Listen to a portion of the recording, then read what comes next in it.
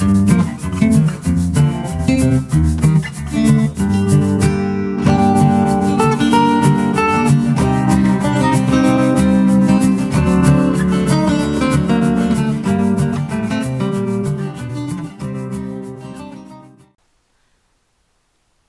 everyone, this is Rosie from Nonna Stitching Lounge.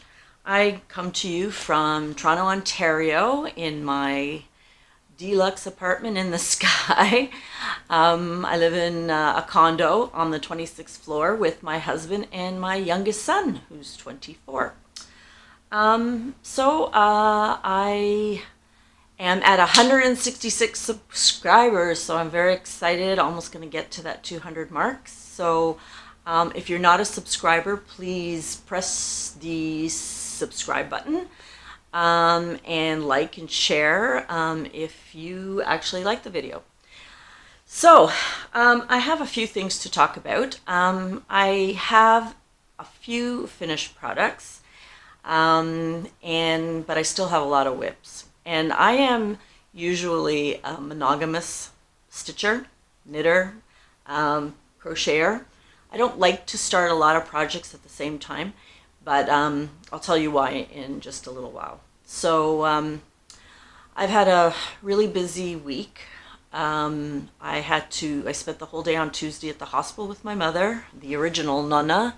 Actually, my grandmother was the original Nonna, but my mother, the grandkids call her Nonni because my grandmother was alive when my oldest niece was born, and so to differentiate between my grandmother, my Nonna, and my mother, Nonni, we gave them different names.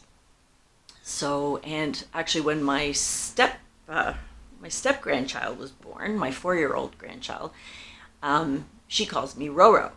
So that's really cute. I love that. And now my son's daughter, we'll see what she ends up calling me. Who knows, right? It's going to be up to them. For all I know, she'll call me Rosie, right?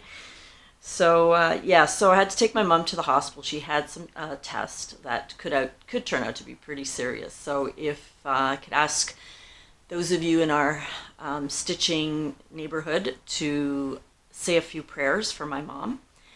She's 85 years old, and she's not been feeling well, and so we had to go for some tests. So spent the whole day at the hospital on Tuesday with my sister-in-law, tending to her. Then I worked.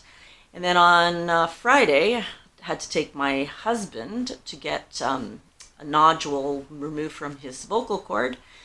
So I spent more time in the hospital with him. So guess what I did? Crochet, of course, but I couldn't get to my big projects. I could only get to start some smaller ones, which I'll show you. So my husband had, I guess, a nodule on his vocal cord that they had removed.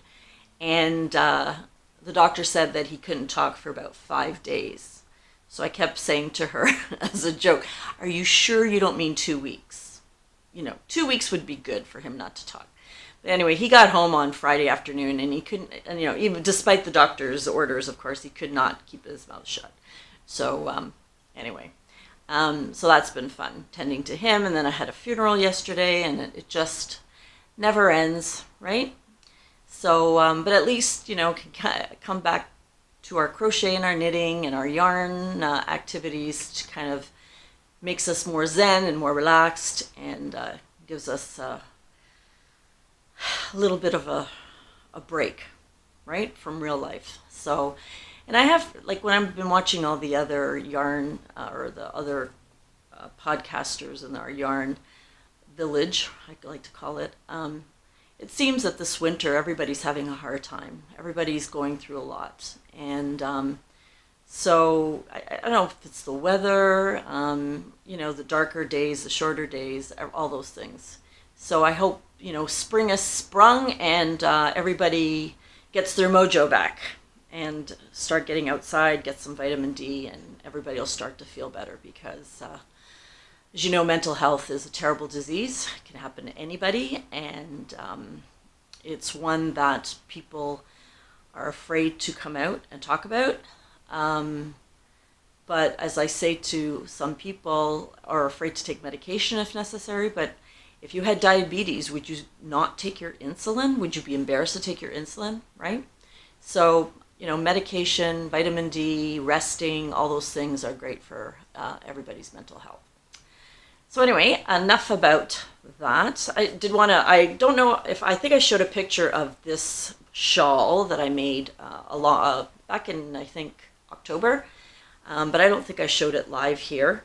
It's one of my favorite shawls. It was made with Bernat velvet, and I think it's a Crochet Crowd free pattern. I think there was a tutorial, or I adapted it anyway because I did the striping in the colors. It's just a double and then basically, you know, crochet, double, chain one, skip one, and then double crochet, and that's on every 2 lines kind of things. And then I just did the border, and I love to wear it with this brooch because I don't like when shawls move around.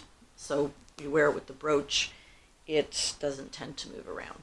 So anyway, I just thought I'd show you another one of my finished products of days gone by that I love to wear. And whips. I heard someone call them UFOs. Oh, that's from Cozy Cottage. She calls it UFOs, unfinished objects, which is really cute. So I still have not sewn these in. No. I've not had time. I've been working, and when I start, I want to finish it, so I have not sewn this blanket together yet, but I have blocked them. I know I asked you guys if I should block them, so I did wash and block them. So they feel nice, actually. They're softer than they would be, but yeah. So hopefully next time I will have this blanket sewn together. The other unfinished project is my granny square. So I've done about 60. Yeah, I've done about 60 little granny squares. But because I have to use so many colors, and I carry, you know, that basket I showed you in my last video, it's not something I can do on the road or in the hospital or wherever. So I haven't completed these either. And I'll tell you why in a second, because I'm going to show you my finished project. So I'll tell you in a second. So I found this paid pattern. It's called the Mia Rabbit.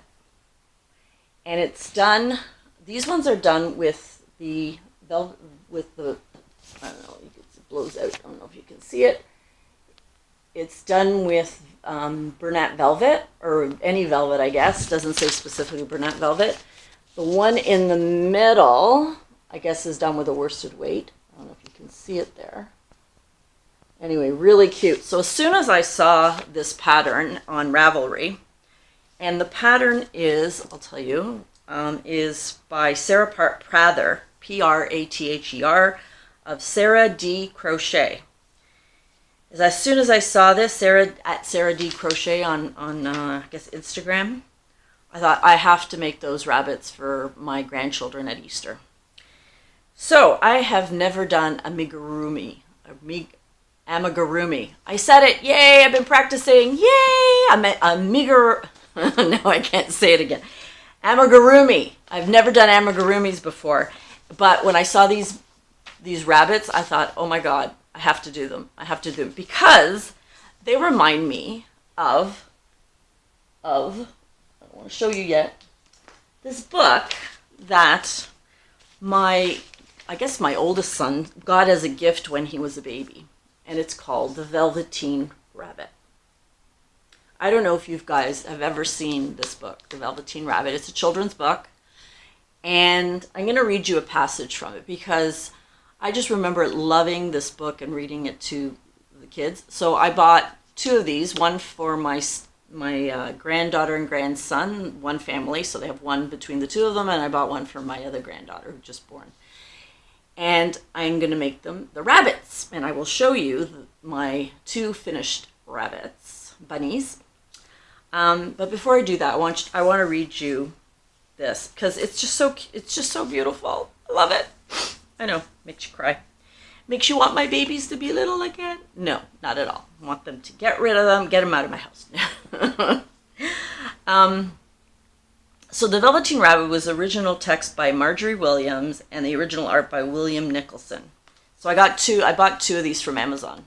And this is actually the original edition. I think there's another edition that has more modern pictures. But so basically, the inside basically says there's a skin horse, and the rabbit asks the skin horse, "What is real? Does it mean having things that buzz inside you and stick out handle, and a stick out handle? Real isn't how you are made," said the skin horse. "It's a thing that happens to you when a child loves you for a long, long time, not just to play with, but really loves you. Then you become real. It takes a long time. Generally, by the time you are real, most of your hair has been loved off, and your eyes drop out, and you get loose in the joints and very shabby. But these things don't matter at all, because once you are real, you can't be ugly, except to people who don't understand." Is that the most beautiful thing you've ever? Anyway, I just love it. So anyway, that's the Velveteen Rabbit book. If you have little ones, I mean, I loved it. Hopefully my grandkids will love it and their parents will love it. So that's my Easter present. So now I'm going to show you. Okay, so this is still in progress. So I had leftover. This is why I thought about wearing this, because I had leftover Bernat velvet in the blue. And so I've made the arms and the feet and one ear of the blue. And this is for my grandson. And now I'm going to show you the very first one I made, which is the purple, because my granddaughter's favorite color is purple. And my son who lives with us said, "That's pretty darn scary, Mom." He doesn't like the eyes. And I didn't stuff it very well. So this is, like I said, my very first amigurumi. So you must, give me a break here. Give me some slack, because anyway, so that's the first one. I thought, it turned out okay, right? Yeah, the eyes are a little freaky. I put buttons on the eyes. Let's see. I put buttons on the eyes and a little button nose. Anyway, so yeah, it looks kind of weird, but I'll show you. And yeah, this is the other story. I tried to make a pom-pom with Bernat velvet. Do not ever try to make a pom-pom with Bernat velvet. It does not turn out. You get little flaky, furry things all over the house when you try to cut it, and I had really good scissors to cut the yarn with. It's just a disaster. It just doesn't, it has all these little furry, fuzzy things. So I had bought little pom-poms in the winter from Amazon, and I looked in my little bag of tricks, and I found a little purple tail, which is so cute. Anyway, so I don't know. I might have to make another one. Anyway, because I'll show you the second one I made. Okay, so the second one is again in the Bernat velvet, but this is in an ice blue. But you can see I stuffed it better. Again, I had a white little tail. It had a little bit more facial features, like I made the nose a little bit. Anyway, I think this one doesn't look as freaky, as my son would say. It's not as freaky. I also stuffed the ears, but I don't think that was a great idea. But anyway, they seem to stand up a little bit better. I don't know if you can see. It's not pure white. It's a Bernat velvet, ice blue, I think it's called. It looks white, I know, but when you see it next to the little white pom-pom, you can see it has like a little tinge of blue. But I love this. This one turned out really nice. So, and then, yeah, like I showed you, I'm making the blue one.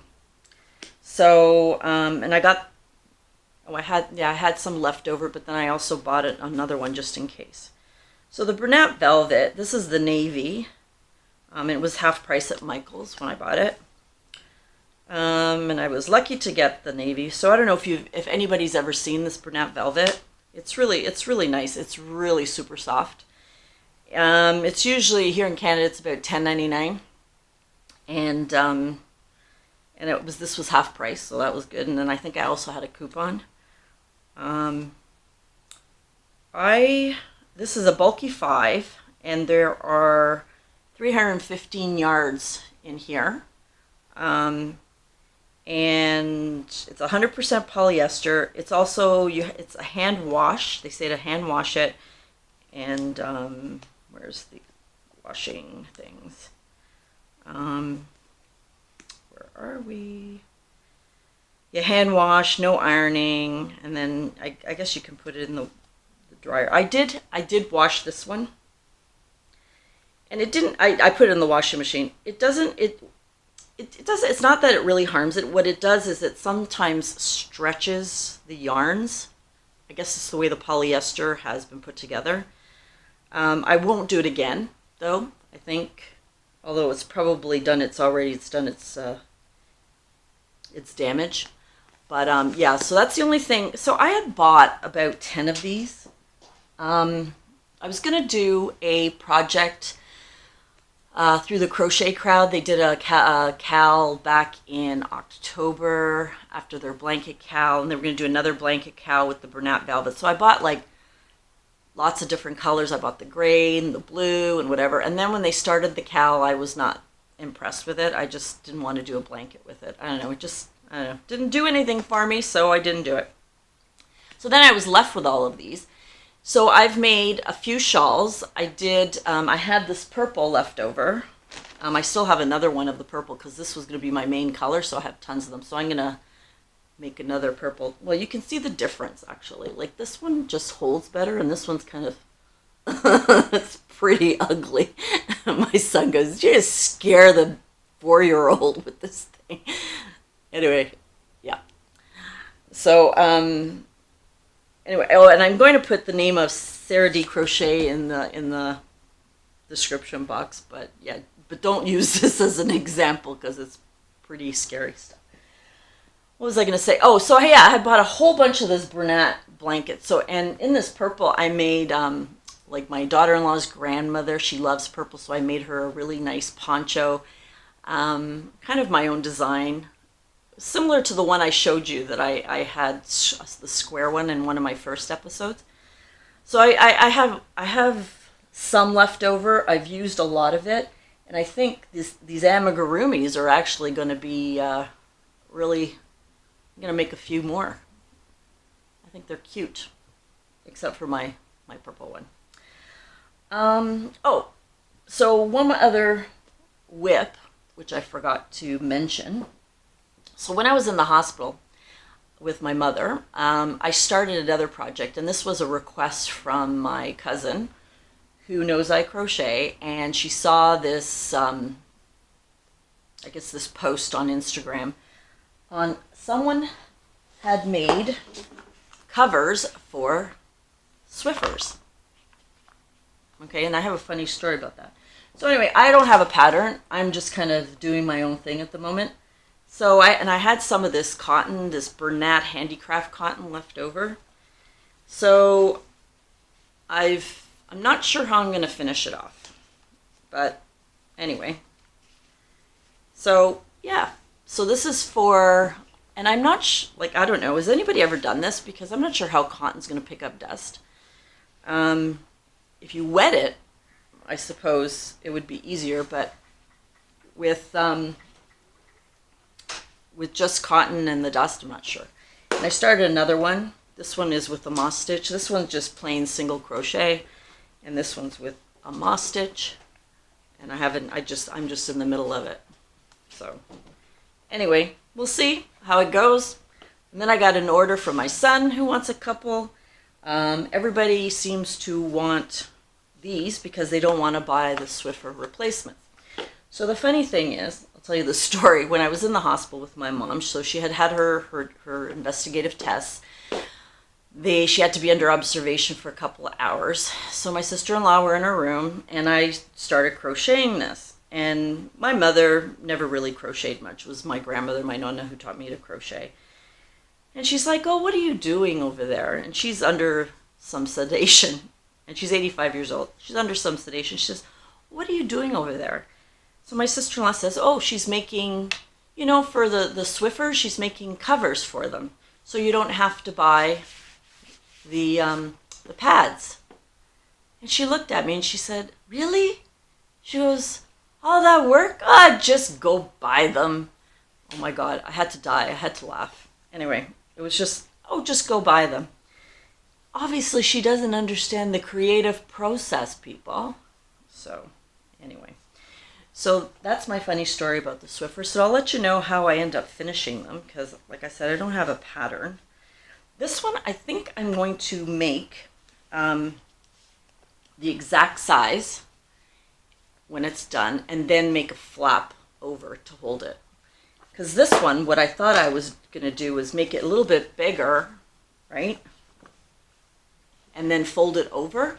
But this is so thick that it's going to, like when you fold it over twice, it's too thick. I don't know. It just seems to we'll see. Live and learn, right? Try different things. Or bottom line, just go and buy your Swiffer replacement, people. Anyway, so that's all I have for now. Like I said, if you like this video, press like. If you haven't subscribed yet, please subscribe. I do have a 100 subscriber giveaway, I think 2 videos ago, if you want to go and watch it and put a comment so you can win. It ends on March 31st. It's open to everyone. So it's not this video, but 2 prior videos that you would have to put a comment. And I'm going to pick the winner next Monday, April 1st. And I have some really cool prizes for that. So anyway, thank you for joining me, and we'll see you soon.